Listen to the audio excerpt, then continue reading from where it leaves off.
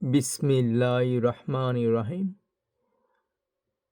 যখন কোনো আনন্দ কিছু হয় আমরা এই দোয়াটি পড়তে পারি।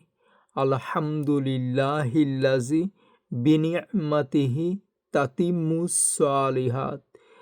আবারও আলহামদুলিল্লাহিল্লাযী বিনি'মাতিহি তাতিম্মুস সালিহাত। আলহামদুলিল্লাহিল্লাযী বিনি'মাতিহি তাতিম্মুস সালিহাত। আলহামদুলিল্লাহিল্লাযী বিনি'মাতিহি তাতিম্মুস সালিহাত। শেষেতে আমরা পড়তে পারি সূরা ইব্রাহিম ৪১ নম্বর আয়াত। রব্বানা গফিরলি ওয়ালিওয়ালিদাইয়া ওয়ালিল মুমিনিনা ইয়াউমা ইয়াকুমুল হিসাব। আবারও রব্বানা গফিরলি ওয়ালিওয়ালিদাইয়া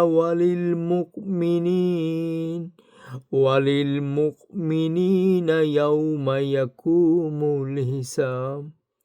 হে আল্লাহ, যেদিন চূড়ান্ত হিসাব নিকাশ করা হবে সেদিন তুমি আমাকে, আমার পিতামাতাকে এবং সকল ঈমানদার মানুষদের তোমার অনুগ্রহ দ্বারা ক্ষমা করে দিও।